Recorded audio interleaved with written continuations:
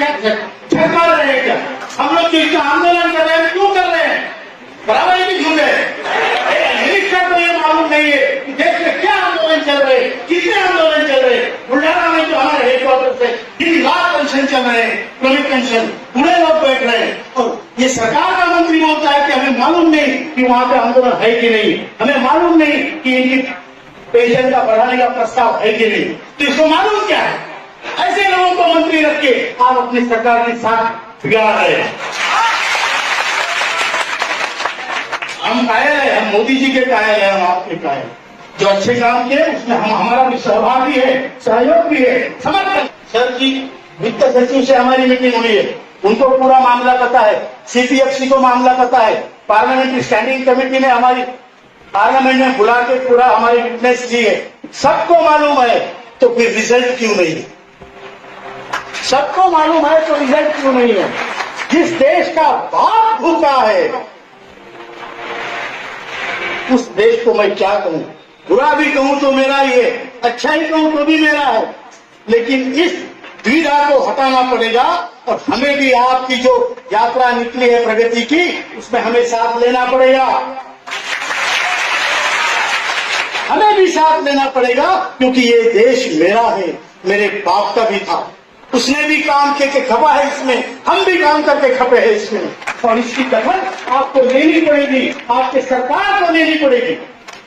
हम ऐसे नहीं मरने वाले, न्याय लेके मरेंगे। मंजूर है?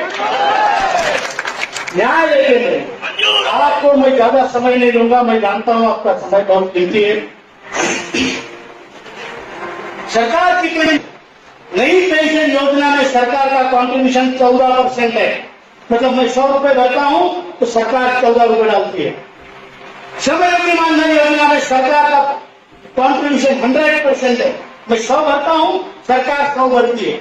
और हमारे पेंशन योजना में सरकार का कॉन्ट्रीब्यूशन 0 है। कितना? 1.16 देते हैं जो एडमिनिस्ट्रेटिव खर्चे के लिए आईएएस अधिकारियों, ब्यूरोक्रेटियों को पेंशन के मामले में ट्रेनिंग देने के लिए अमेरिका में 3-3 महीने भेजते हैं। अपने सरकार तक पहुंचाइए। आप बीजेपी के महामंत्री भी है और आप एक सांसद भी है, आपने हमारे समस्या वहां पे बताई भी है। तो ये हमारी समस्या है और इस समस्या का हल निकालने में आप सहायक सिद्ध हो। और इस गोरखपुर की भूमि से, बाबा गोरखनाथ की भूमि से, ये नाथ संप्रदाय के बहुत बड़े पीठ के भूमि से हमारा प्रश्न का हल निकले, इसी शुभ ये मैं कामना करता हूं और आपको धन्यवाद देता हूं कि आप यहाँ पे आए। हमारी भावनाओं में, हमारी आवाजों में जो आर्तता है उसको अन्यथा न लीजिए, ये हमारा दुख है और ये दुख हमें बताना पड़ेगा, किसी को भी बताना पड़ेगा। इसलिए आपसे प्रार्थना है कि हमारा जो प्रॉब्लम है जल्दी से जल्दी सॉल्व कीजिए और हम इस देश में किसी भी समस्या का, प्रॉब्लम का हिस्सा नहीं बनना चाहते। हम सोल्यूशन का हिस्सा बनना चाहते, हम उत्तर का हिस्सा बनना चाहते। और इसलिए आपके सामने हम हाथ जोड़ के प्रार्थना कर रहे हैं।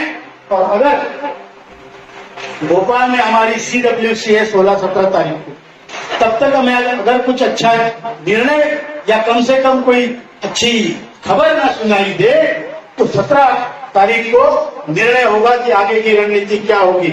अब उसमें हम बुरे लोग हैं, आपका, सरकार का कुछ नहीं बिगाड़ सकते। लेकिन एक बात मैं बताना चाहता हूं यहां से जाने से पहले कि वृद्धों का शाप बहुत भयंकर होता है। क्योंकि हम जानते हैं सड़ते सड़ते मरने से अच्छा, जीने से अच्छा है लड़ते लड़ते मरना।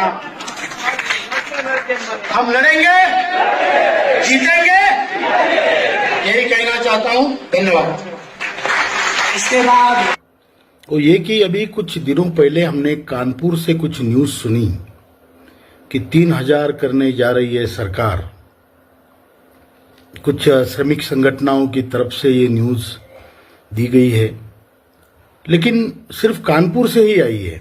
2-3 पेपर में आई है, लेकिन सिर्फ कानपुर बेस्ड न्यूज़पेपर पे आई है। और ये पढ़ के मुझे भी और कई लोगों को आश्चर्य हुआ होगा कि ये क्या चल रहा है। आदरणीय श्रम मंत्री जी ने 21 तारीख को हमको बुलाया। हमारी जो चर्चा हुई में पहले भी किसी वीडियो में हमने जारी की है, लेकिन फिर से एक बार मैं उसको दोहराता हूं। उन्होंने ये कहा था कि 3000 तो एक 2014 के मार्च में बीजेपी के प्रवक्ता थे प्रकाश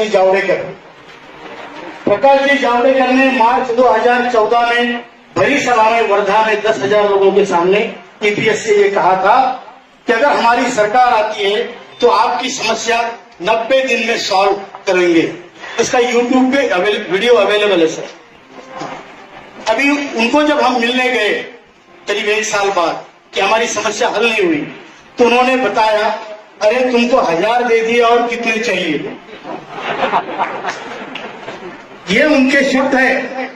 और आज बीजेपी पार्लियामेंट्री कमेटी को सर हमने पत्र लिखा है कि आपके पक्ष ने, जो बहुत जवाबदार जिम्मेदार पक्ष है भारत का, उस पक्ष ने एक वचन दिया था 10 साल पहले और वो वचन अभी तक नहीं निभाया है। ये मैं आपको आपके सामने कहना चाहता हूं।